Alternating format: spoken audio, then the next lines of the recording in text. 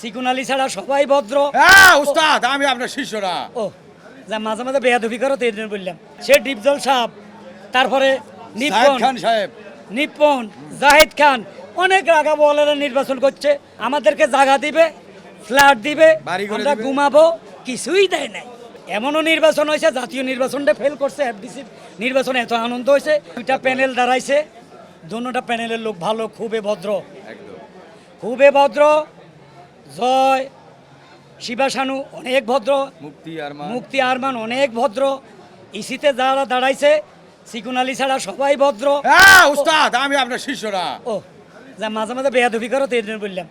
তো যাও, ভোটের আগের দিন রাত্রে চিন্তা করুন যে এতগুলা ভদ্রলোকের মাঝে কাকে ভোট দেওয়া যায়, কে পাশ করে।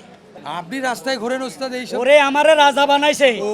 একটা বিরিয়ানির হোটেলের বিরিয়ানি বিজ্ঞাপনে, তখন রাজা বানাইছে, ওইখানে আমি খাইতে যাই, ওটা আবার প্রচুর বিয়ে হয়ে গেছে।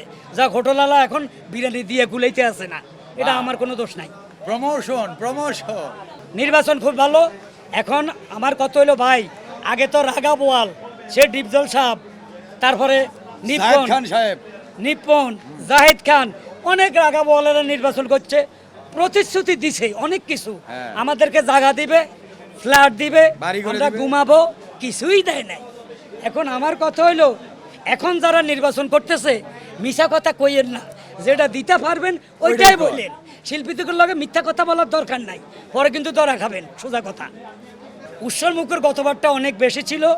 এমনও নির্বাচন হয়েছে, জাতীয় নির্বাচনটা ফেল করছে। এফডিসির নির্বাচনে এত আনন্দ হয়েছে, সারা বিশ্ব লোক জানছে। যাক, এবার একটু কমছে, ডিপজল সাহেব থাকলে, ওনারা থাকলে হয়তো আরও বাড়তো। তো এর কমের মধ্যে আমরা আনন্দ করতেছি, ভালো লাগতেছে। হ্যাঁ